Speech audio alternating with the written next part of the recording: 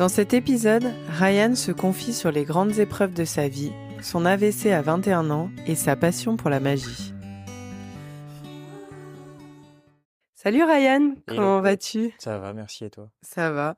Je suis contente d'enregistrer cet épisode parce que c'est totalement improbable, cette rencontre. Ouais. Pour un peu de contexte, on s'est rencontrés dans un des bars que je préfère à Paris, le Boa. Ouais. Et totalement improbable, on parle du podcast, tu me parles un peu de ton parcours et ça match direct. Donc merci d'avoir accepté. Bah merci à toi, expérience très cool. Ouais, ça va être trop cool de justement comprendre comment tu es arrivé à ce métier assez atypique que tu fais. Ouais. Donc je commence toujours le podcast de la même manière en te demandant d'où tu viens et ce que tu fais aujourd'hui. Ok, du coup je suis né dans le 94 et j'ai grandi pas très longtemps avec mes deux parents. Ils se sont séparés quand j'avais moins d'1 an. Oh oui. Donc le Pas de bébé souvenir, oui. arrivait un peu vite et ils étaient un peu jeunes. Donc du coup ils se sont séparés très vite. J'ai été un peu transbahuté des deux côtés. Un arbre généalogique qui a découlé un peu compliqué. Il y a eu des petits frères et des petites sœurs à droite à gauche. J'ai une petite sœur et un petit frère du côté de ma mère et j'ai 2 petits frères et une petite sœur du côté de mon père. Ok. Avec plusieurs remariages, redivorces, etc. de chaque côté. Famille recomposée assez complexe, quoi. Voilà. Et mais j'ai grandi la plupart du temps avec mon père du coup. Et il était commercial, enfin il est toujours commercial d'ailleurs. Il est pas encore à la retraite. J'espère qu'il n'entendra pas ça. Mais il est toujours commercial et du coup ça fait que c'est un poste où il bouge beaucoup. Donc là, à mes 26 ans aujourd'hui, je comptabilise 25 déménagements. 25 ? Voilà. Avec ton père ? En comptant le fait que j'aille vivre chez ma mère à un moment, que je revienne chez mon père, qu'on déménage, etc. Et ça, tu l'as vécu comment quand t'étais enfant ? Parce que 25 déménagements, c'est énorme. Au début, je t'avoue que je l'ai pas trop senti parce que j'étais tout petit. Après, quand tu commences à être à l'école et avec avoir des copains, etc., du coup, c'est un peu compliqué les premières fois. Et puis après, tu finis par t'habituer. Mais du coup, entre guillemets, ça m'a forgé aujourd'hui parce que ça me permet de m'adapter un peu partout, en fait. Mais tu m'étonnes. Et d'avoir un côté relationnel avec les gens qui est assez naturel, entre guillemets. Et donc voilà, ça s'est fait comme ça. Et tu partais loin à chaque fois ? Enfin, tu devais changer d'école, changer vraiment tout ton environnement ? En règle générale, je revoyais pas les personnes que j'avais connues avant. Il y a eu beaucoup de déménagements sur Paris, il y en a eu en Bretagne, il y en a eu dans la Mayenne. Je savais même pas que c'était une région à la base. C'est pas très connu. Mais il y en a eu en Corrèze. Je suis remonté en région parisienne. On est parti en Polynésie française. Ça, c'était le plus loin. Ah oui. Donc, j'ai vécu 1 an et demi à Bora Bora. Et, pas mal, en vrai. Ouais, très très cool. Ça, pour le coup, c'était une expérience assez cool. Mais je suis allé à Chartres aussi et c'est là où j'ai rencontré du coup mes potes que j'appelle mes potes d'enfance parce que c'est ceux que je revois toujours aujourd'hui. Donc quand t'étais un peu plus... 3e seconde, en gros. Donc du coup c'est ces potes-là que j'appelle mes potes d'enfance parce que je sais qu'il y a rien qui lâchera. Enfin j'ai eu beau partir 1 an et demi, quand je suis revenu et que je les ai revus, c'était comme si on s'était pas vus pendant une semaine, quoi. Donc voilà, et là ça fait 10 ans que je suis sur Paris, enfin en région parisienne, et 1 an et demi que je suis installé vraiment en fixe avec ma copine au centre. Oui, donc toi tout seul, ton indépendance. Exactement. Il y a eu quelques apparts tout seul avant, j'en ai eu 2, 3. J'ai eu 3 apparts avant, et puis après on a décidé de s'installer ensemble. Ouais, mais du coup t'as été indépendant très jeune en fait. Avec tout ça. Exactement. À 21 ans, enfin 20 ans, 21 ans, j'avais mon appart et j'étais en alternance et je faisais ma vie. Oui, tu te gérais. C'est ça. Et quand t'étais enfant, du coup, parmi tous ces déménagements et ce cadre familial un peu complexe, tu voulais faire quoi de ta vie ? Tu rêvais de quoi ? Quand j'étais tout petit, je voulais faire vétérinaire. Parce que t'aimais les animaux ? Ouais, j'aimais juste les animaux et j'étais super proche de mon chat, du coup, Simba, et il a vécu 19 ans. C'est une victoire pour nous. Oui, c'est beaucoup. Mais c'était un vrai warrior et j'étais ultra proche de ce chat. En fait, il est arrivé quand j'avais 2 ans. Oui. Donc du coup, t'as grandi avec. J'ai grandi avec. Il nous a suivis partout, même en Polynésie. Ah, et c'est fou ça. Ouais. Et franchement, c'est ce chat qui m'a fait me dire ok, je veux être docteur pour les animaux, quoi. Et après, en grandissant, tu te rends compte du niveau d'études qu'il faut. Oui. Et c'est un peu plus compliqué, sachant que je changeais tout le temps d'école, donc j'avais tout le temps des niveaux différents. Et Là, t'arrivais à te suivre, justement? Ou tu devais redoubler ou... j'ai pas redoublé, Ah, mais il y a une année qui a été assez compliquée et du coup, merci à mes potes de Paris du coup parce qu'ils m'ont vachement soutenu là-dedans. En gros, je suis revenu sur Paris en terminale, passage de la première à la terminale. Et je t'avoue que le niveau entre le lycée sur l'île de Raiatea et ah ouais, arriver dans l'un des lycées les plus, enfin c'est pas les plus hauts en termes de niveau, mais c'est quand même un bon niveau. c'est plus coté que... Ouais, j'étais au lycée Charlemagne dans le centre là. Mm. Et j'ai pris 5 ou 6 points sur la moyenne générale, je crois. Ouais, mais ça m'étonne pas. Donc ça a été à base de cours particuliers toute l'année et on s'accroche pour avoir le bac, du bac blanc à 5,5 de moyenne où je sors de la salle en pleurs et j'ai des potes qui viennent me chercher. Mais c'est la seule année qui a été vraiment compliquée en termes d'adaptation. Oui, mais t'as réussi à avoir ton bac du premier coup. Ouais, je l'ai eu. Ouais. N'en déplaise à ma prof de physique, mais je l'ai eu. Donc voilà. Ah, mais c'est bien. Et là, tu faisais un bac quoi? Bac S, P Maths. Ok, avec une ambition particulière derrière ou... Mon ambition, c'était de travailler dans l'aéronautique, du coup. Je voulais absolument faire ça, et ce, depuis la troisième. Alors, la troisième, il y a eu un petit épisode où je voulais tellement être dans l'aviation que je voulais être pilote de chasse. Chose à savoir, il y a 2 critères qui fait que j'ai été recalé. Le premier, c'est la vue, parce que j'ai des lunettes, comme tu peux le voir. Oui. Pas les gens qui écoutent, mais toi tu peux. Et donc j'ai des lunettes et j'étais trop grand. Pour le Trop cockpit. grand? Ouais, il n'y a pas de fonction de reculer le siège ou avancer. Enfin, Mais non, en tout cas, je savais pas pas du trop. tout ça. Et en fait, quand il va au CIRFA, du coup, au recrutement, j'y suis allé avec mon père qui était en sueur totale parce que son fils voulait s'engager dans l'armée. Oui. Donc voilà. Mais tu t'assois sur un siège de pilote, et il y a une frise sur le mur, en fait, où en gros, il regarde la longueur de tes jambes. Et là, on m'a expliqué que malgré la vue, même si je me faisais opérer, si je m'éjectais, je laissais les jambes dans le cockpit, quoi. Donc j'ai dit non. Enfin, en fait, c'est eux qui m'ont dit non. Oui, du coup, ils t'ont dit oui, mais merci, mais non, quoi. Ok. Donc, du coup, depuis la troisième, je veux travailler là-dedans. C'est aussi. Et tu sais pourquoi t'as eu comme ça en troisième cette envie? Ça date d'un peu avant la troisième, et c'est mon grand-père qui m'a initié à ça. Qui était un passionné? Qui était un passionné d'aéronautique et qui m'a emmené au musée de l'air et de l'espace au Bourget. Du coup, j'ai fait mes premiers meetings avec lui aussi, et ensuite avec ma mère. Et il était vraiment passionné de ça, et il m'a filé cette passion-là. Ah, trop bien. Donc voilà. Et puis après, en terminale, du coup, bac S pour pouvoir travailler dans l'aéro. Je voulais pas être mécano au départ, mais après ça aurait été un métier qui m'aurait pas dérangé non plus.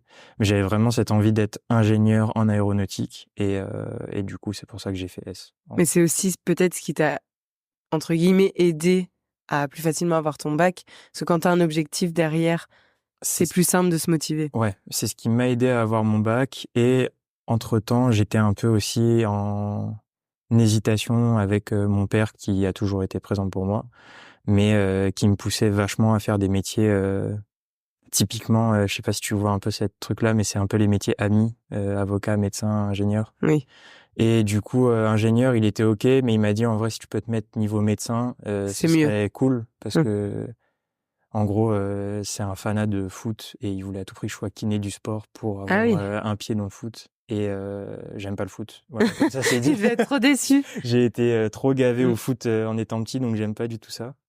Oui, mais il t'a laissé être qui tu voulais quand même. Mais il avait des ambitions pour toi, mais il avait des ambitions que j'ai essayé de partager. Oui. Donc du coup, je suis allé en médecine en sortie de bac. Ah oui, donc quand même, t'as été influencé au point d'aller en médecine. J'ai quand même tenté médecine pendant 6 mois. 4. Pour être plus honnête, 4 mois. Mais on habitait très loin. On habitait à Saint-Martin-d'Étampes, donc terminus RERC. Et j'allais à la fac à Paris Diderot, à côté de Gare de l'Est. Oui, donc tu passais beaucoup de temps dans les transports. Je passais beaucoup de temps dans les transports, et ça, plus le temps que je passais à la BU le soir, etc. J'ai tenu 4 mois, je suis allé au concours. On m'a dit, t'es arrivé 1800 sur 2300, sachant qu'il y en a 200 qui sont pas venus. J'ai fait, OK, non. Oui, laisse tomber, oui. Oui, puis c'était pas vraiment ton truc, c'est pas ce que tu voulais. Non, c'est ça. Donc en soi, le métier avait l'air cool.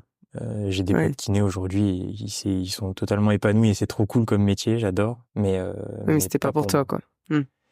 Donc j'ai eu 6 mois de flottement où j'ai juste fait sport et sorti et c'est tout.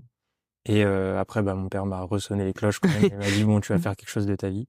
Je dis ouais, c'est vrai qu'à la base je voulais être ingénieur. Du coup je suis allé en IUT pendant 2 ans et j'ai rencontré beaucoup de potes là-bas qui m'ont beaucoup aidé aussi.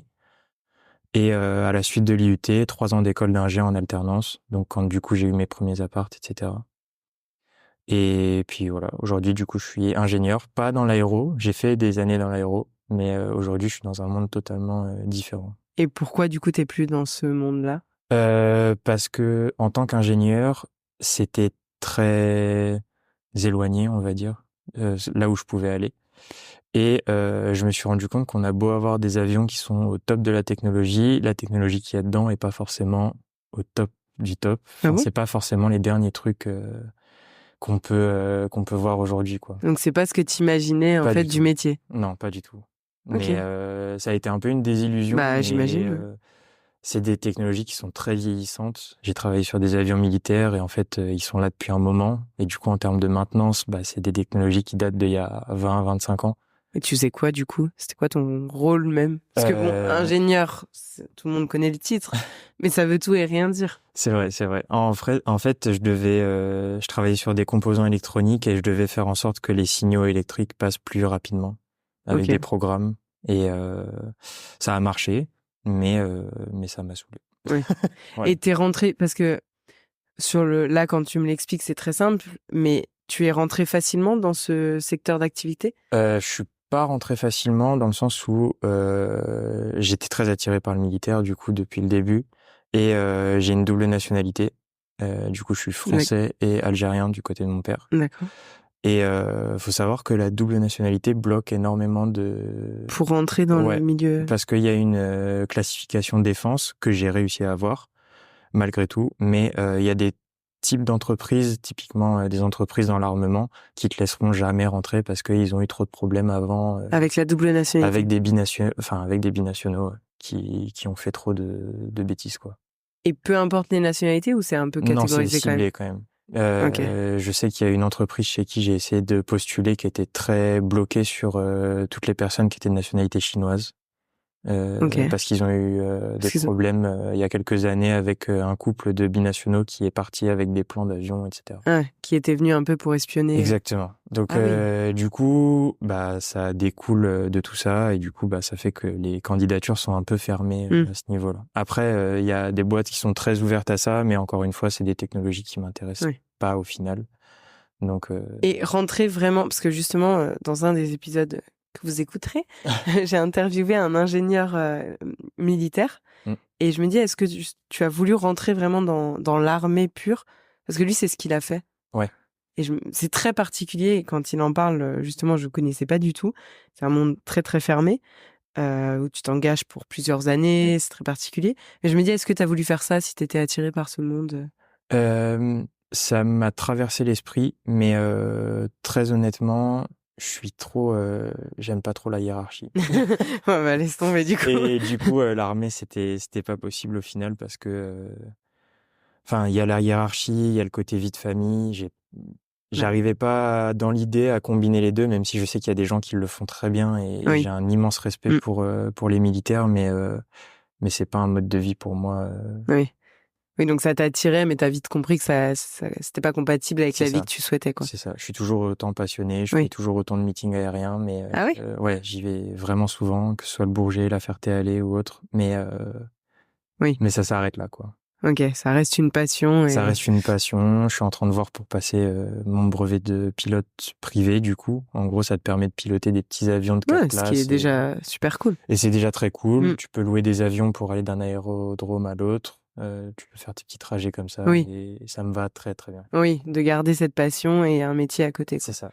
Et donc ton métier, aujourd'hui, t'exerces dans un secteur d'activité différent? Tu fais quoi? Oui, aujourd'hui, je suis du coup consultant en informatique pour une société qui s'appelle WeFit et du coup, on travaille sur les livraisons de produits, en gros. Et c'est des produits du coup numériques, mais du coup, ils ont plusieurs clients et aujourd'hui, moi, je travaille chez Louis Vuitton. Ok. Donc, je travaille sur leur site internet et leur application mobile et je suis testeur du coup. Donc, ce qui n'a rien à voir avec ce que tu faisais avant. Ce qui n'a strictement rien à voir. Je découvre un autre monde. J'ai fait cette demande parce que je suis allé à une exposition qui s'appelle LV Dream à la Samaritaine. Donc j'ai découvert le monde de Louis Vuitton et le monde du luxe par la même occasion. Et du coup, j'ai adoré.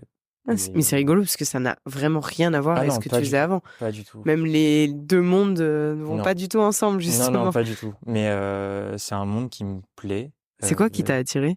C'est l'ingéniosité du départ. L'histoire de départ est incroyable. Enfin, d'accord. En gros, il faisait que des malles au début, et en fait, ces malles-là, elles étaient rectangulaires, et c'est juste qu'en prenant le train, il s'est rendu compte qu'il y avait que des malles arrondies, qu'on pouvait pas les empiler, et du coup, il a fait que des malles rectangulaires, et du coup, il a personnalisé ça avec des dressings à l'intérieur, etc. Et ça a commencé comme ça. Mais c'était je connaissais pas du tout l'histoire. C'était un vrai ingénieur pour le coup. Et c'est ça qui t'a attiré dans la maison. Attiré, ouais. Ok, trop bien. Aujourd'hui, donc tu es ingénieur. Donc oui. Mais on s'est pas du tout rencontrés dans ce cadre-là. Non, pas du tout. T'es pas venu Je suis très étonnée d'ailleurs que tu fasses ça parce que je m'attendais pas du tout à ça. Je le découvre aujourd'hui. On s'est rencontrés, du coup, je disais au Boa, qui est un bar à Paris. Et tu étais en train de faire des tours de magie. Exactement. Donc, comment est-ce que on est ingénieur et magicien? Est-ce que tu peux me raconter un peu cette histoire? Du coup, je suis magicien depuis maintenant un peu plus d'une dizaine d'années. Enfin, je fais de la magie depuis un peu plus d'une dizaine d'années et je fais des prestations depuis un peu plus de 4 ans.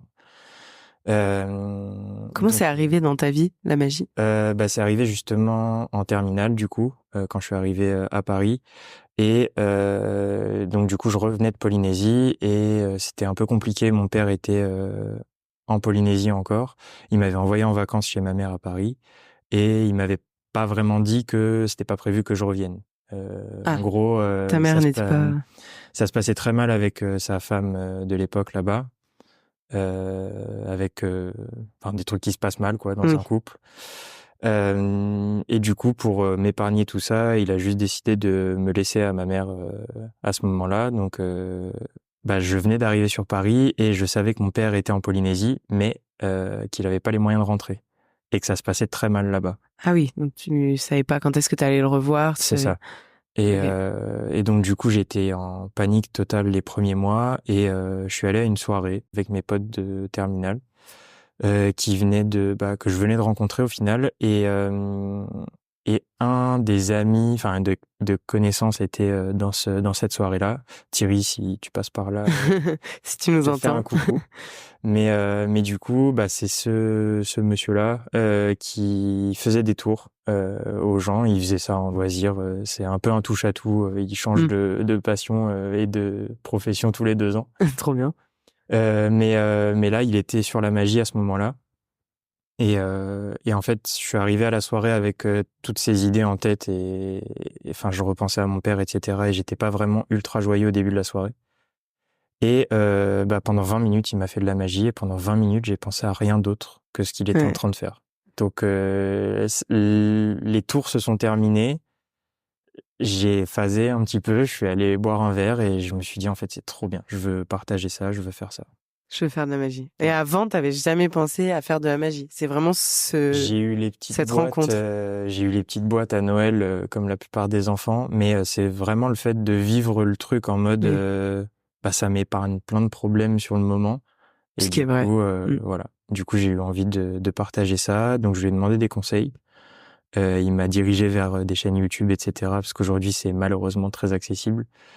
Très accessible, mais après, tout le monde ne peut pas devenir un bon magicien. Non, c'est ça. Voilà. Mais au départ, si tu veux apprendre 2-3 trucs pour les copains, c'est possible. Mais du coup, j'ai fait 1 an comme ça, donc sur Internet, à m'entraîner à la maison. Et ensuite, je suis allé dans une boutique de magie à Paris qui s'appelle Magic Dream. J'allais acheter des cartes et des articles de magie et j'ai rencontré 2 personnes que je regardais à la télé. Donc dans cette boutique. Ouais. Donc en fait, il y en a que 2 sur Paris, dont. Oui, donc t'avais plus de chance. Il y a beaucoup de chances de croiser des gens là-bas et du coup, j'ai croisé un magicien qui aujourd'hui est devenu un ami qui s'appelle Gus, qui est en tournée partout en France et entendu parler. Et dans le métro, qui est devenu papa récemment. mais du coup, je l'ai rencontré là-bas, donc j'étais comme un fou parce que c'était une personne que je regardais à la télé. Que t'admirais, bien sûr. Et dans la même semaine, je crois, je crois que c'était très proche parce que j'ai vécu ça en mode ouais, mais en fait je rencontre plein de gens ici et c'est trop bien. J'ai rencontré du coup mes amis avec qui je travaille au BOA, du coup Robin et Jérémy. Donc je les ai rencontrés, enfin j'ai rencontré Robin là-bas et ensuite on a rencontré Jérémy ensemble. Qui sont aussi magiciens du coup? Qui sont aussi magiciens exactement. Okay. Et Robin m'a informé qu'il était à un cours d'un monsieur qui s'appelle Bernard. Et du coup Bernard au début ça me semblait familier. Et effectivement, je suis allé un autre jour chez Magic Dream et j'ai vu ce monsieur qui s'appelle Bernard Billis, du coup, qui était, je sais pas si tu regardais Le Plus Grand Cabaret du Monde quand t'étais petite. Non, pas forcément. Mais en gros, il venait faire des tours à la table avec les invités, avec Patrick Sébastien, etc. Quelqu'un de très connu dans le monde de la magie. C'est une personne très connue dans le monde de la magie, en France surtout. Et un petit peu à l'étranger aussi. Et c'est avec lui, entre guillemets, que en allant chez Magic Dream, on m'a dit, si tu veux commencer les cartes vraiment à faire des trucs cool, prends le DVD numéro 3 de Bernard Billis. Et tu peux demander à beaucoup de magiciens, on est beaucoup à avoir commencé avec ce DVD-là. Enfin, cette cassette, du coup, pour les plus anciens. Mais ouais, c'est vraiment avec ce monsieur que j'ai commencé. Donc du coup, je l'ai rencontré. Et il m'a dit, bah écoute, je donne des cours sur Paris. Donc si tu veux venir, t'es le bienvenu. Robin était déjà là-bas.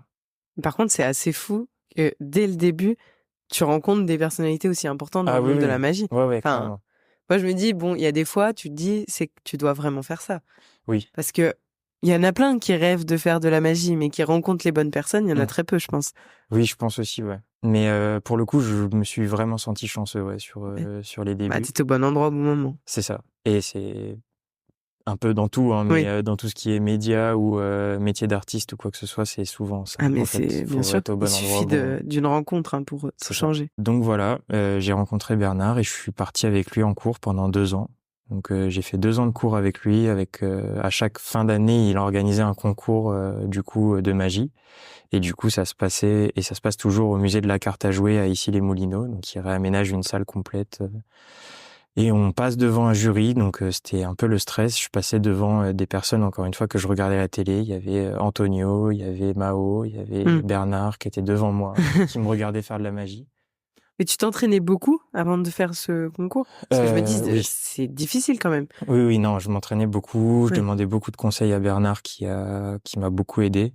Donc non, c'était très cool, très motivant et puis ensuite on est parti des cours parce que ça coûte très cher. C'est une certaine somme quand même. C'est comme une licence de sport mais en tant qu'apprenti, sachant que j'avais déjà mon appart et tout, c'était compliqué de tenir le rythme.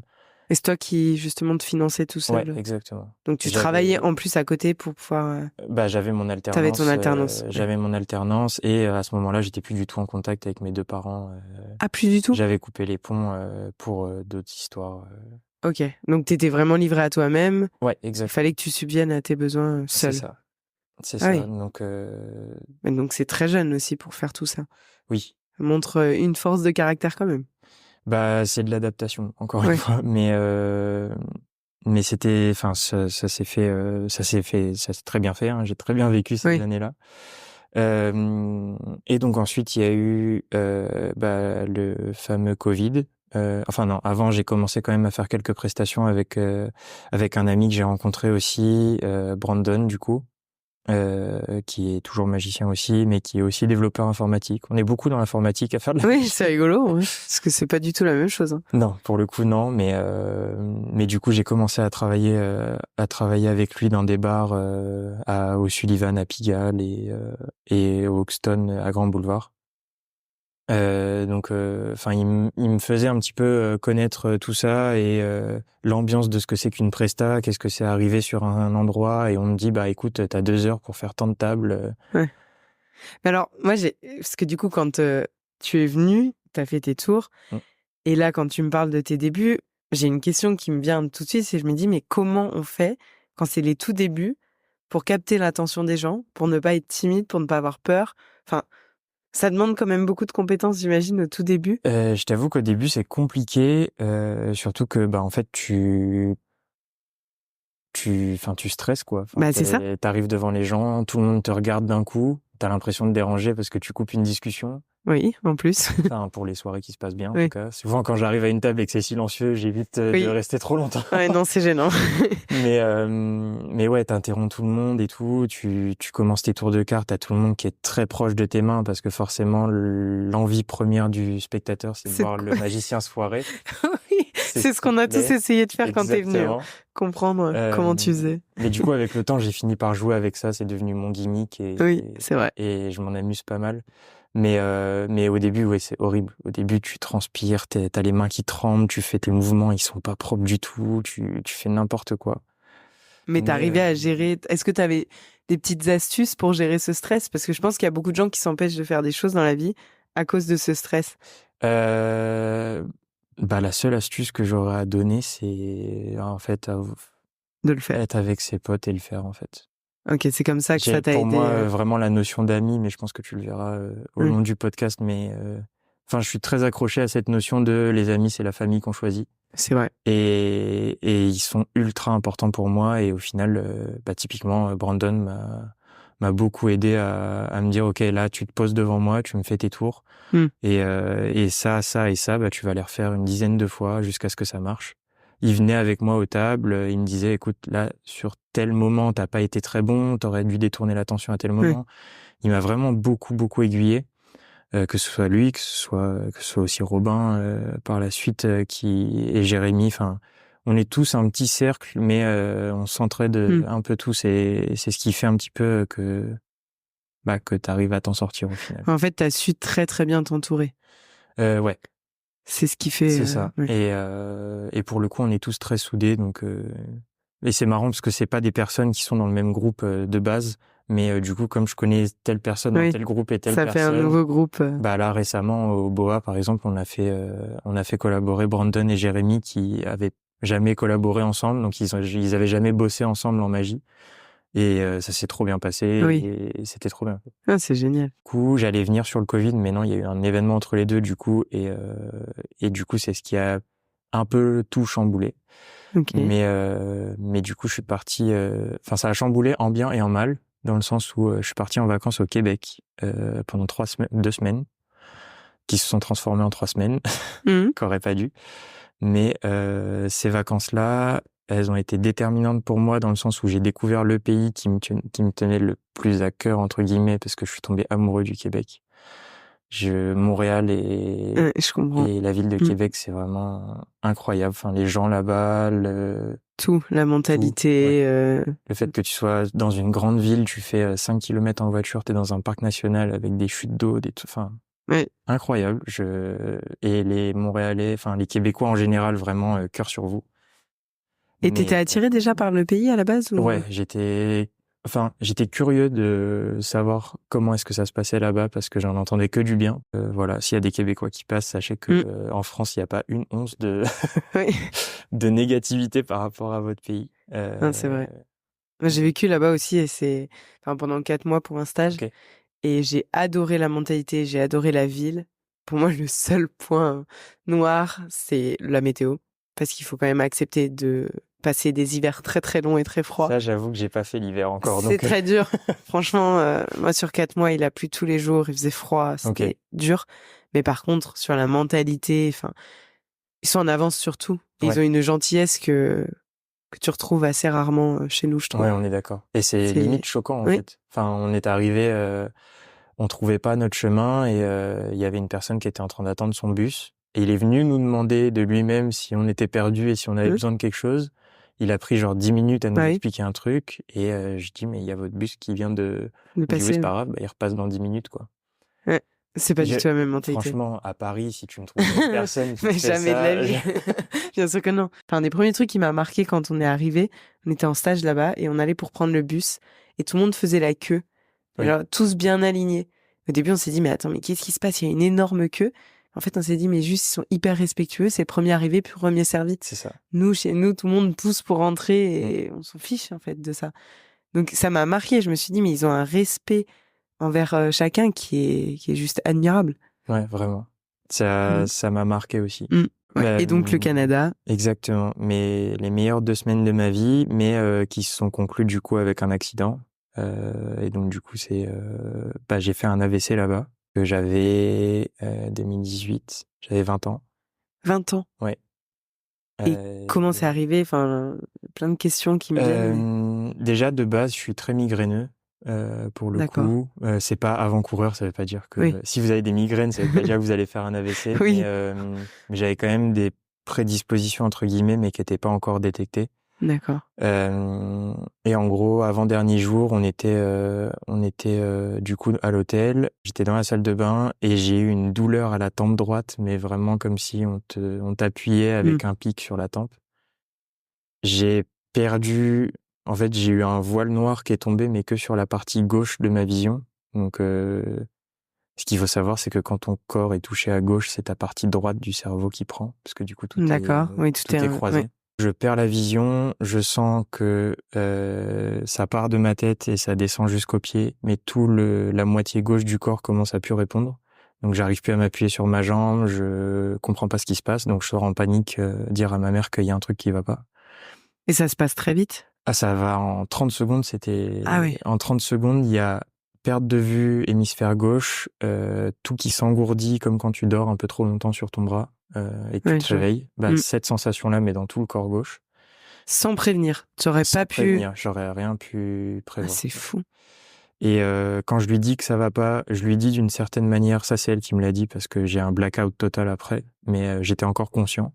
J'ai des images, des flashs, mais c'est très vague. En gros, quand je lui ai dit que ça allait pas, je l'ai dit d'une manière très bizarre et en gros, ma langue à gauche était immobile. Oui, bah oui. Et ma bouche aussi, enfin mon visage, tout. Et ma mère a eu un excellent réflexe. Elle est très axée sur gestes de premier secours. Et du coup, elle m'a fait un test de Babinski. En gros, elle m'a allongé sur lui et j'étais pieds nus. Et en fait, le principe, c'est que tu viens mettre tes 2 pouces à la plante du pied et tu remontes d'un coup. Et du coup, ça te fait un réflexe au niveau de la jambe et ta jambe se plie. Et en gros... Je connaissais pas du tout, tu vois, elle a eu un réflexe incroyable, ta maman. Vraiment. Et surtout que c'est montre en main quand t'as un AVC, parce que si c'est un caillot, t'as 4 ou 6 heures, je sais plus, pour le libérer, en fait, pour faire une thrombose et... Oui, donc elle a agi tout de suite et... Ouais. Et du coup, elle m'a fait ça, et en fait, ma jambe gauche a pas bougé du tout, ma jambe droite s'est soulevée, et ma jambe gauche est restée immobile. Donc là, c'était branle-bas de combat, accueil de l'hôtel, qui ont appelé... Et encore une fois, Québec, cœur sur vous, parce que c'est l'accueil qui appelle pour dire qu'il y a un problème et les pompiers sont arrivés. Parce que là, quand t'es pas dans ton pays, mais j'ose même pas imaginer ta maman, la panique. Là, c'était la panique totale, ouais. Donc du coup, les pompiers sont arrivés. On m'a juste dit de respirer normalement, parce que si je respirais plus fort, ça accélère le flux sanguin et du coup, ça empire tout. Donc, fallait que je reste calme, mais je comprenais pas ce qui se passait. Toi, t'étais comment à ce moment-là? Enfin, est-ce que tu te souviens? Je me souviens des 2 pompiers qui sont venus me chercher. Il y avait un homme et une femme. J'ai l'impression d'avoir fermé les yeux et de les avoir réouverts dans l'ambulance, de les avoir refermés et de les avoir réouverts à la sortie du scanner. C'est les seuls souvenirs que j'ai et à ce moment-là, la magie, ça me tenait énormément à cœur.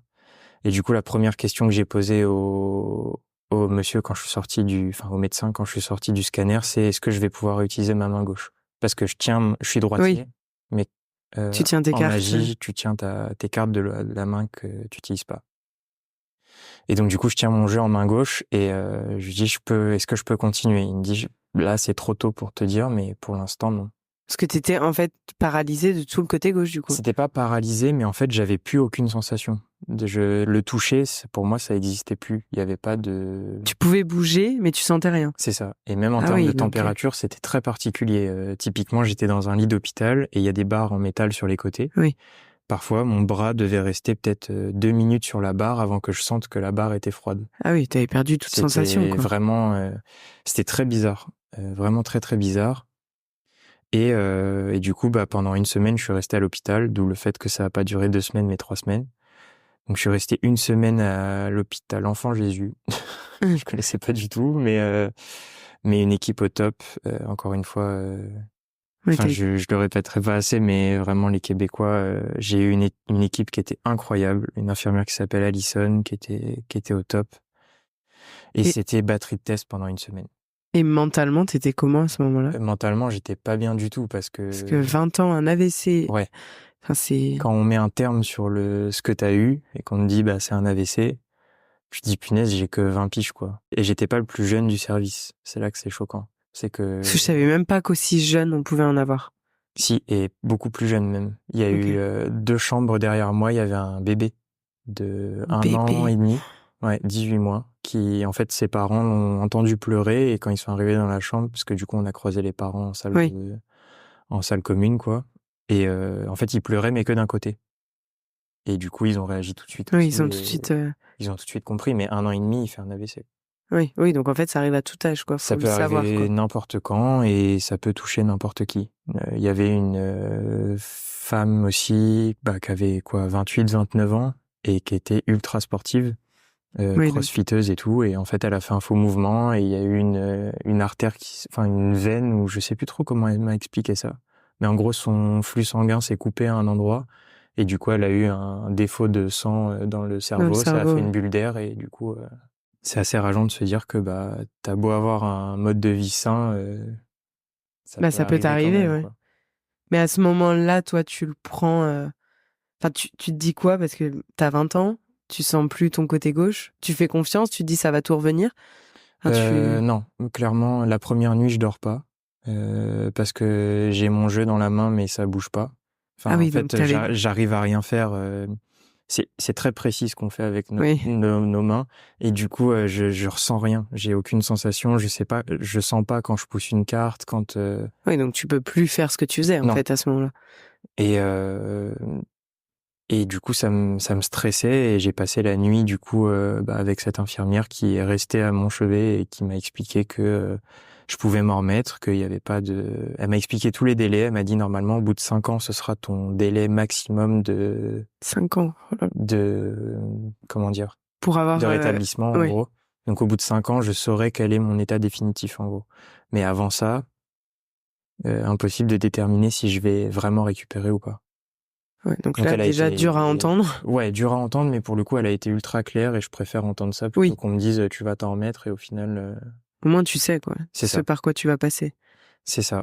Donc, il y a eu plein d'analyses de fait, sachant que ils ont suspecté en premier lieu une maladie que j'ai eu 2 ans avant. Enfin, j'étais diagnostiqué 2 ans avant et que j'ai encore aujourd'hui et que j'aurai jusqu'au bout. En gros, j'ai la petite cousine de la maladie de Crohn. Et c'est un truc qui attaque mes intestins. Et ça fait quoi? En gros, pour faire simple, tes anticorps sont un peu neuneux et ils considèrent que ta flore intestinale est un corps étranger. Et du coup, j'ai des plaies sur toutes les parois intestinales, en fait. Ok. Donc ça, c'est la RCH, du coup, c'est la petite cousine de la Crohn. Mais c'est beaucoup moins chiant. Ce que j'allais dire, dans ton quotidien, ça fatigue. Ça fait, typiquement, mon gastro m'a informé que c'était les mêmes douleurs que les règles. Donc, mesdames, je vous comprends. Mais pas simple, du coup. Non, pas cool. Mais quand il y a une poussée, c'est un peu le même type de douleur. Et du coup, ça fait... ça fait mal. L'amour, mais ça fait des selles sanguinolentes, ça fait des trucs... tu t'es en manque de sang, enfin, voilà. Oui, donc c'est quand même au quotidien assez contraignant. C'est ça. Mais là, je suis stabilisé depuis 2-3 ans. Du coup, j'ai un traitement qui me stabilise et que je dois prendre tout le temps, mais qui fait que tu vis normalement. C'est ça. Mais c'est qu'en premier lieu, comme il y a eu comme ça affecte ton taux de sang et etc. Du coup, ils ont premièrement pensé à ça. Ça a été écarté très vite et après, j'ai eu toutes les batteries de tests encéphalogramme, je crois que c'est ça qu'on dit. Enfin, en gros, ils regardent l'activité de ton cerveau. Après, j'ai eu une ponction lombaire aussi. Ça, c'était moins cool. Mais ça a été très bien fait par un médecin au Québec aussi. En gros, ils viennent te chercher du liquide pour voir s'il n'y a pas une infection. En gros, dans ta colonne, tu as du liquide qu'il y a dans ton cerveau qui coule. Et du coup, ils viennent récupérer ça pour voir s'il n'y a pas un problème. C'est souvent le cas quand il y a une méningite ou un truc dans le genre. Donc là, tu as passé une semaine à faire que des tests. C'est ça. Que des tests et à la fin de la semaine on m'a dit écoute, rapatriement médical, donc ça cool. Ça se passe comment d'ailleurs? Il y a une infirmière ou un infirmier qui t'est assigné et en gros c'est assigné par la compagnie aérienne avec laquelle tu dois rentrer. Côté cool, tu rentres en business. Oui, vaut mieux dans ces cas-là. Du coup j'étais en business, donc j'ai un peu kiffé sur le moment quand même. Mais t'avais une aide médicale, enfin t'étais branché à quelque perfusé. chose? Non, non, non. Ah non, rien du tout. J'étais pas perfusé, mais par contre, j'étais sous anticoagulant à Au niveau. un haut taux, en fait, parce qu'ils ont fait un scanner avec, un IRM avec du produit contrastant. En gros, ça met tes vaisseaux sanguins en lumière, entre guillemets, sur l'IRM. Et du coup, ils m'ont montré, et en fait, j'ai une malformation de naissance. C'est génétique. Mais du coup, sur les 2 artères principales dans le cerveau qui se croisent, comme je t'ai dit, oui. Du coup, il y en a une qui fait un zigzag. Et en fait, à cet endroit-là, il y a eu soit une bulle d'air, soit ils n'ont pas détecté de caillot, mais il y a eu un manquement ou une déformation qui fait qu'il y a eu un saignement, et du coup, ça a fait ça. C'est ça qui a déclenché. Mm. Et ça vient de quelque chose en particulier? Enfin, C'est juste génétique. Je sais juste que mon arrière-grand-mère en a fait 2, que ma grand-mère en a fait 1. Ah oui, ok. Ma mère en a pas fait, Et toi? et moi j'en ai fait 1. D'accord. Donc voilà. Et du coup, depuis, du coup, je suis rentré en rapatriement à Paris, et j'ai été pris en charge à Bichat par un professeur qui s'appelle professeur Amarenko. S'il y a des gens qui ont besoin d'un neurologue et qui cherchent un bon neurologue, t'as été très bien suivi. Allez voir ce monsieur. Mm. Donc j'ai été vraiment bien suivi. J'ai fait pas mal d'IRM encore, et j'en ai encore de contrôle là c'était tous les ans du coup. Et le 5 ans, c'était fin d'année dernière. Donc là, je sais que ça bougera plus. Et j'ai eu confirmation que je revenais à un taux de criticité égal à tout le monde, en fait. Oui, donc t'étais vraiment revenu. C'est ça. Donc là, c'est tous les 3 ans. Et quand t'es revenu en France, enfin, ta vie se passe comment? T'as été à l'hôpital? Parce que bon, tu viens de faire un AVC quand même. Oui, j'ai été à l'hôpital, et le diagnostic que je t'ai donné à la fin, je l'ai eu qu'au bout de 1 an. Ah oui. De retour en France, parce que j'ai quand même fait d'autres tests. Je portais un Holter, donc en gros c'est un capteur cardiaque que tu portes avec des électrodes, et en fait tu dois le garder 24 ou 48 heures, je sais plus. Ah oui, donc tu ça dors c'est avec. quand même très contraignant. C'est un peu relou, ouais. Mais Oui. mais du coup tu dors avec, et en gros c'est pour vérifier qu'il n'y a pas d'arythmie, en gros sur tes battements de cœur. Est-ce qu'il y a un moment où ton cœur envoie moins de sang, ou ce genre de choses. Dans ta vie en général, à ce moment-là, comment tu faisais pour tout concilier? Du coup, c'était juste avant que je coupe les ponts avec mes parents, donc j'habitais encore chez ma mère à ce moment-là. J'allais en cours, mais juste quand on est revenu et que j'ai eu ça, je suis resté 1 semaine à la maison, le temps de faire les examens supplémentaires. Ah, qu'une semaine? Ouais. Ok. Qu'une semaine, et après, pour ce qui était du boulot, c'était plus en télétravail. Oui. Pendant un petit moment, et puis pour les cours, je suivais ça comme je pouvais, quoi. Et t'as retrouvé tes sensations au bout de combien de temps? J'ai commencé à les retrouver rapidement, en vrai. Peut-être au bout d'1 mois, j'avais à nouveau mes sensations. Il y a juste la main qui a mis énormément de temps à revenir. Et là, aujourd'hui encore, c'est un peu je considère ça un peu comme ma batterie. Mais en gros, quand je suis très fatigué, j'ai mon pouce et mon petit doigt qui se remettent en mode carton, et je ressens rien. D'accord. Et du coup, je sais que quand c'est comme ça, je dois prendre du repos tu dois te reposer. Et attendre. Ça veut dire que pendant 1 mois, t'avais plus ou moins plus de sensations du côté gauche. C'est ça. Quand je posais mon pied, je pouvais le poser sur des graviers ou quoi. Mais t'arrivais à marcher facilement, enfin t'arrivais à tout faire, juste tu sentais rien. J'arrivais à tout faire, mais même niveau contraction musculaire, c'était compliqué. Typiquement, marcher, c'était ok, mais des fois, j'avais ma jambe qui... c'est ça, c'est ce que je me dis, ça doit être... parce que je tu sentais pas ce que je faisais, en fait.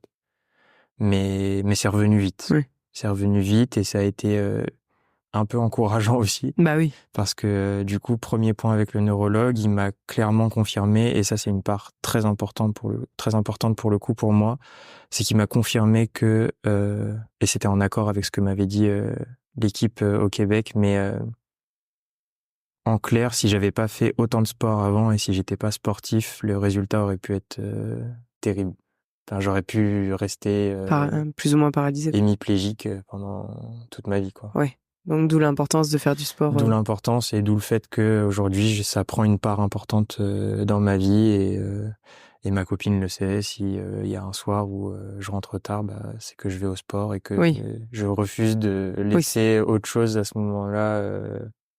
Parce que tu sais que c'est ce qui t'a aussi sauvé C'est ce qui m'a sauvé la vie, clairement. Ouais. Donc, c'est les mots du neurologue qui m'a clairement dit, c'est ce qui vous a sauvé la vie. Ah oui. Donc très franchement, le sport, c'est l'un des trucs les plus importants pour moi que j'ai aujourd'hui dans ma vie, quoi.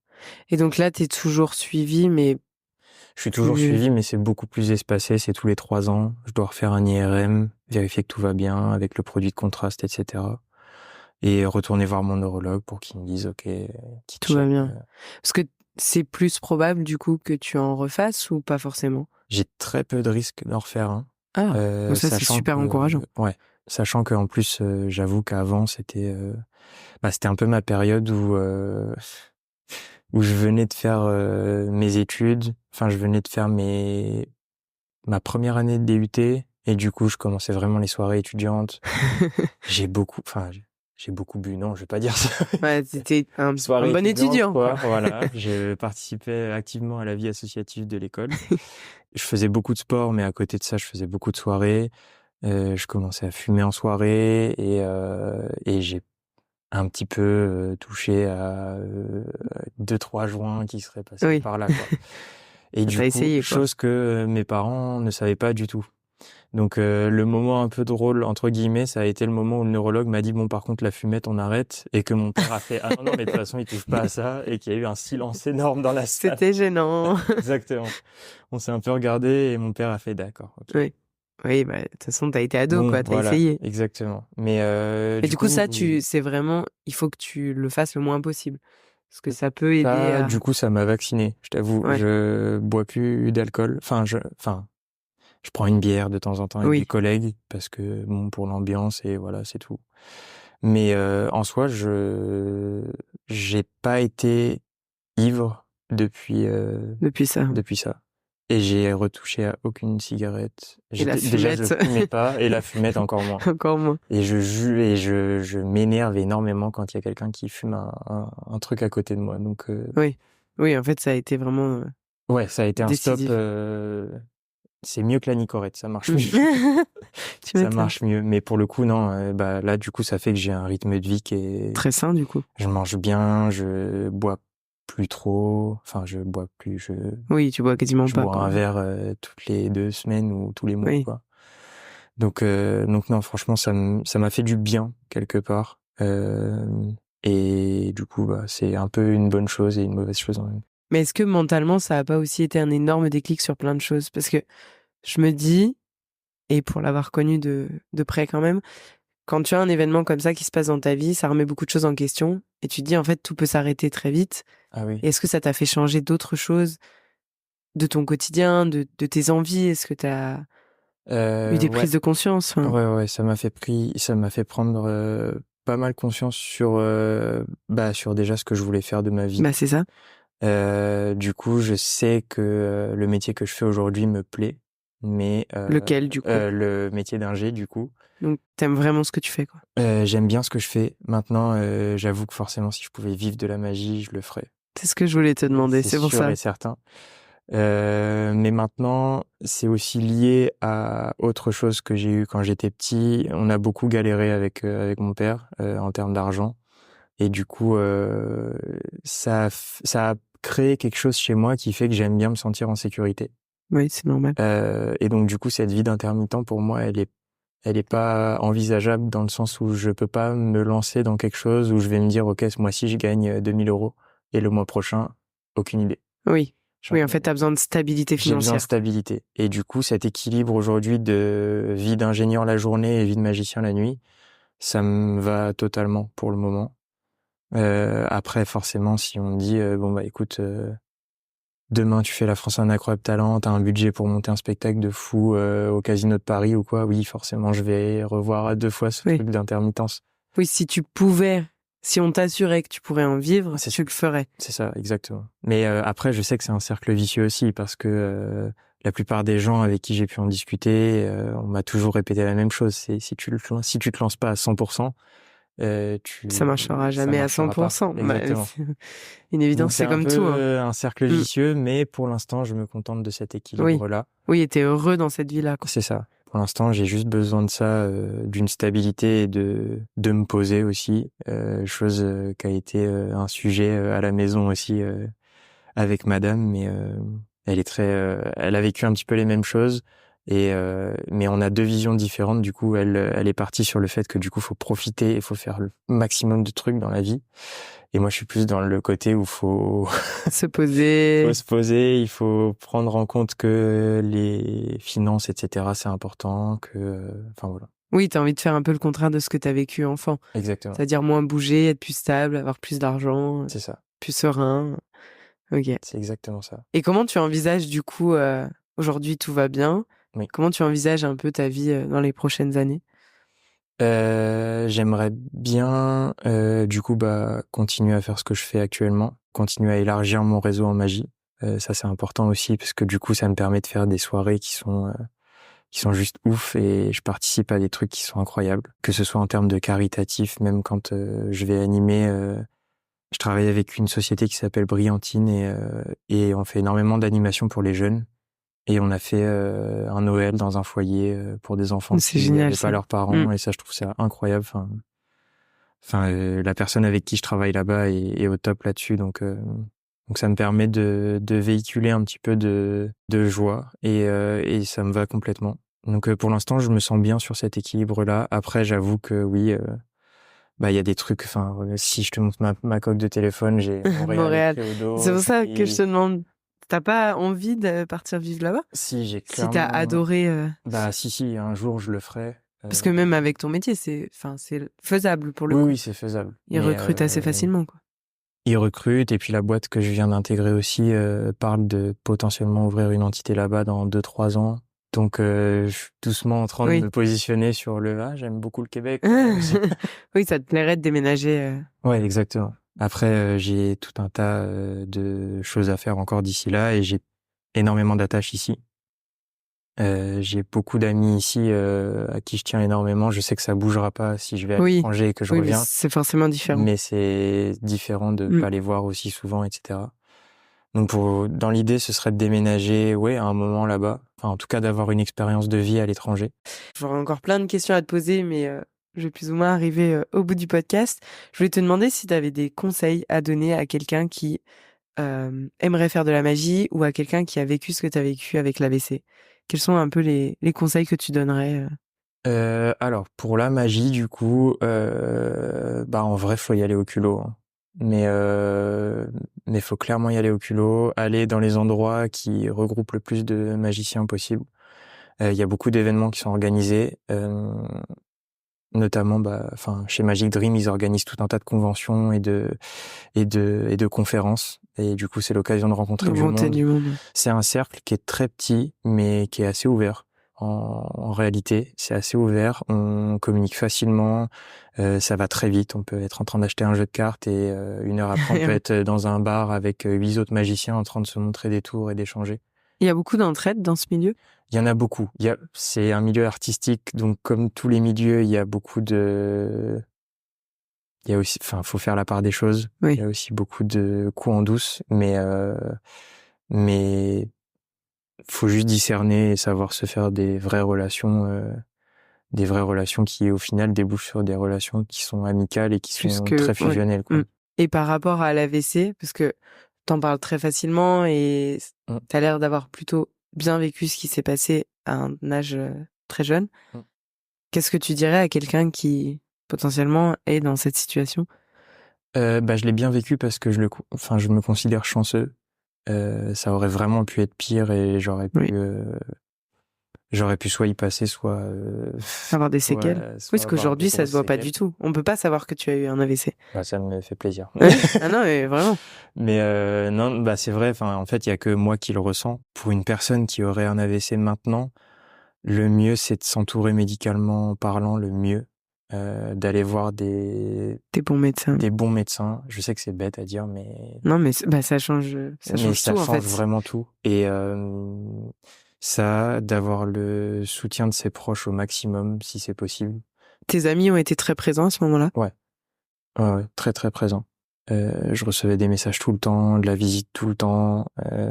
J'ai vraiment eu de la chance, pour le coup. T'as bien choisi ton entourage, quoi. Ouais, c'est ça.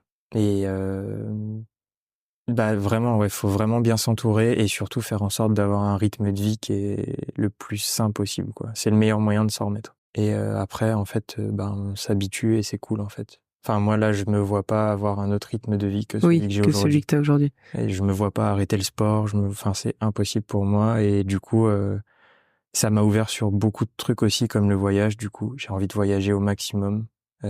Mais en ayant une base. Toujours en ayant ma Voilà. petite sécurité derrière.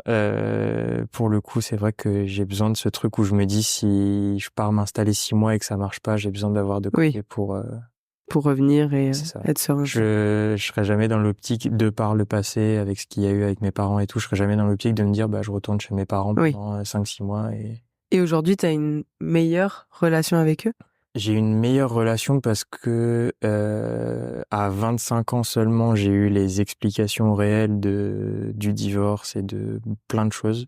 Et t'as compris les choses. Des deux côtés, et du coup, j'avais besoin de les entendre. Ça aussi, pour les personnes qui ont des parents divorcés, le meilleur moyen, c'est un peu dur, mais c'est de les confronter tous les deux et de dire maintenant on se pose et vous m'expliquez, parce que en fait je peux pas avancer avec des casseroles comme ça derrière moi et construire une vie saine avec quelqu'un sans. Oui. Enfin, ça traîne beaucoup de choses. Et ouais, c'est le meilleur conseil en vrai. C'est, si vous en avez la possibilité, confrontez-les et. Pour savoir en fait. Pour juste avoir une réponse, quoi, et savoir si c'était vous ou si c'était. Enfin, moi j'avais besoin de l'entendre, et entre guillemets c'était moi, mais maintenant je le sais. C'est que ils étaient trop jeunes pour m'avoir, qu'ils ont fait des bêtises l'un l'autre de chaque côté. Oui. Voilà. C'était pas le moment pour eux et du coup ils ont pas su gérer. Exactement. Mais aujourd'hui t'es à des relations beaucoup plus saines qui font que toi aussi ça te permet d'évoluer sereinement. Oui, c'est ça. Ouais. Ça me permet de me dire, ok, ça s'est fait comme ça. Aujourd'hui, j'ai pas un cadre familial qui est, comment dire, qui est ultra classique. Je vais pas me dire, ah ok, à Noël on fait une soirée chez maman ou ce genre de choses. Mais je sais que, j'aime bien les voir. Oui, tu les vois quand même. 2 fois dans le mois. Me les appeler si je les vois pas. Et prendre des nouvelles, mais les cas de famille un peu brisés entre guillemets comme ça, c'est jamais facile à. Non, ça c'est sûr. À gérer, quoi. Comment tu fais pour parce que quand souvent on a un cadre familial aussi complexe, c'est dur de construire sa propre vie, de savoir quel est le bon modèle, comment on fait les choses. Comment toi tu envisages ça dans ton couple, dans ta vie en général? Parce que du coup t'as pas vraiment de modèle. Non, mais du coup, j'étais un enfant qui était très télé. J'ai plus été éduqué, entre guillemets, avec ce que je voyais. Et pour le coup, typiquement, en termes de père de famille, mon père est un bon père. Je peux pas dire le contraire, et je le dirai jamais, c'est un bon père. C'est juste qu'il a eu d'autres priorités à certains moments. Et ma mère est une bonne mère aussi, c'est juste qu'il y a eu quelques discordances. Mais en termes de famille, je me calque un peu sur des séries comme Ma famille d'abord ou ce genre de choses. Voilà, c'est un peu rigolo. En fait, oui, ça t'a inspiré de voir comment ça pouvait fonctionner. Je voyais ça à la télé et je me disais, punaise, ça a l'air cool. Ça a l'air trop bien et je veux être un peu le Michael Kyle d'une famille un jour, tu vois. Ça peut paraître bête, mais. Non, en soi, on a tous besoin d'être inspirés, mais c'est rigolo d'être inspiré de cette manière. Voilà, j'aurais jamais pensé, tu vois. Et en termes de télé, du coup, je t'ai ramené un objet qui me symbolise aujourd'hui, mais encore une fois, ça va peut-être pas parler à beaucoup de gens et ça paraît peut-être bête, mais j'ai toujours eu une affiche de Spider-Man depuis que je suis tout petit dans ma chambre, parce que mon ancienne belle-mère travaillait dans un relais H et à l'époque, ils affichaient les affiches de cinéma. Donc dans ma chambre, j'avais une grande affiche de cinéma de Tobey Maguire et ça m'a toujours inspiré parce que il perd tout dans le film. Il a rien. Et pourtant, il se comporte toujours comme la petite araignée amicale du quartier. Et c'est un vrai modèle pour moi. Et il y a Andrew Garfield qui a joué Spider-Man, du coup, et qui a fait un discours très émouvant et dans lequel je me suis totalement retrouvé parce que j'étais ce petit garçon tout fétiche et introverti et un peu. T'étais introverti? Ouais, quand j'étais petit, j'étais très introverti. La magie, ça m'a énormément aidé là-dessus. Pour le coup. Ça, c'est un bon conseil aussi. Oui, exactement. Pour le coup, faire une activité qui vous met en lien avec des personnes, ça va vous ouvrir sur tellement de choses. Qui te met en avant par rapport à des personnes. Oui. Parce que du coup, tout le centre de l'attention est sur toi quand tu fais de la magie. Pour le coup, ça, au début, c'était un peu dérangeant. J'arrivais pas trop à le gérer, mais au fur et à mesure, t'y arrives et ça te permet de créer des liens facilement avec des gens. Mais ouais, pour revenir sur ce héros-là, c'est vraiment... déjà, je trouve que en grandissant, je me suis beaucoup renseigné sur l'histoire du héros, le fait qu'il a été créé par Stan Lee, que Stan Lee a toujours imagé la petite amie de Spider-Man en pensant à son crush de toujours. Et du coup, je savais pas, tu vois, je connais pas l'histoire. Du coup, il a marié cette femme-là et il lui a avoué au bout d'un moment que dans les comics, il avait créé ce personnage à son image parce que pour lui, c'était la femme. La femme parfaite. Voilà. Ok, trop bien. Et donc, t'as toujours ce petit Spider-Man avec toi? Alors ça, c'est pas celui que j'avais quand j'étais tout petit. C'est un que j'ai racheté il y a pas longtemps, mais j'en ai toujours à la maison et ça fait partie intégrante. Je l'ai en fond d'écran. Ah oui, donc c'est vraiment le héros qui t'inspire. Ouais, c'est vraiment quand j'ai un coup de mou, je me dis ok. Si lui il a réussi. Lui il peut le faire, c'est que je peux le faire quoi.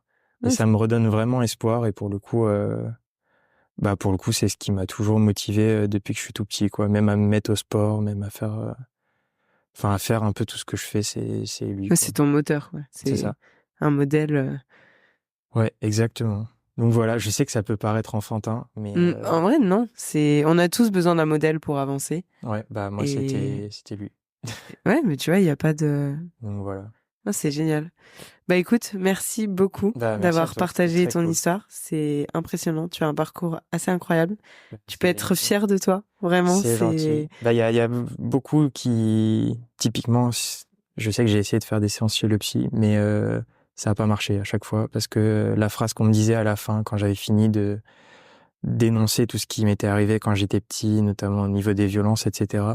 La phrase de conclusion chez 3-4 séances de psy que j'ai faites, ça a toujours été la même conclusion, c'est « Mais vous avez de la chance de pas être devenu schizophrène finalement ». Et c'est typiquement le genre de choses que j'avais pas besoin d'entendre. Oui, non, pas du tout. Mais justement, quand tu parles des violences, quand tu parles de tout ce qui t'est arrivé, tu penses que c'est quoi qui au quotidien t'aidait? Parce que je trouve que t'as une force de caractère qui est quand même impressionnante. Encore une fois, pour moi, c'est mes potes. Hein. En fait, t'as eu un entourage très solide qui a fait que... C'est mes amis, et quand j'étais plus jeune, c'était mes cousins, parce que j'avais pas de grand frère, j'avais pas de grande sœur. Mais mes cousins, cousines, Alex et Delel, si vous passez par là, mais ça a toujours été mes piliers, parce que j'étais souvent chez ma tante, et du coup, ça a été eux, et ensuite, ça a été mes potes, mes amis qui me soutenaient là-dedans, et... En fait, tu t'es jamais trop senti seul, malgré des situations très complexes. C'est ça. C'est ça, j'ai toujours été soutenu à droite à gauche, que ce soit par la famille ou par les amis. Et à côté de ça, j'avais un credo de vie qui était de me dire un jour, et c'est toujours le cas, hein, je fais toujours du sport pour ça, entre guillemets, mais un jour je serai assez bien pour enfiler le costume, quoi. Ah oui, donc c'est ce que tu dis. Ouais, tu fais tout pour ressembler au héros qui t'a toujours inspiré, quoi. C'est ça. Franchement, c'est très beau. Félicitations. Merci. Félicitations à toi, parce que c'est très cool comme podcast. Merci beaucoup de m'avoir invité. Et écoute, je suis ravie. J'ai créé justement le podcast parce que autour de moi, j'ai beaucoup de personnes très inspirantes qui banalisent un peu tout ce qu'elles font. Et je me dis toujours, mais en fait, il faut parler. Il faut raconter nos histoires, il faut raconter nos parcours, parce qu'en fait, ça peut aider. Tu vois, Spider-Man, certes, c'est à la télé, c'est un film, mais en fait, ton parcours peut inspirer ne serait-ce qu'une personne qui va décider de changer un peu sa vie ou qui va se motiver pour quelque chose. Et en fait, je trouve qu'on parle pas assez. Ouais. Et il y a tellement de gens qui n'ont pas de modèle, et c'est dur, en fait, quand t'es un peu seul, isolé. Tu dis, mais en fait, j'ai envie de quelque chose, mais je sais pas comment y arriver. Et c'est pour ça que j'ai créé ce podcast. Et franchement, je suis ravie de t'avoir rencontré. Merci beaucoup. Merci à toi. Et merci pour ce moment incroyable. Merci à toi. Et puis, à bientôt. À très bientôt. Salut. Salut. Merci d'avoir écouté cet épisode de l'Odyssée jusqu'à la fin. J'espère qu'il t'a plu. Rendez-vous tous les dimanches à 16h pour un nouvel épisode. En attendant, abonne-toi pour ne rien rater. À très vite.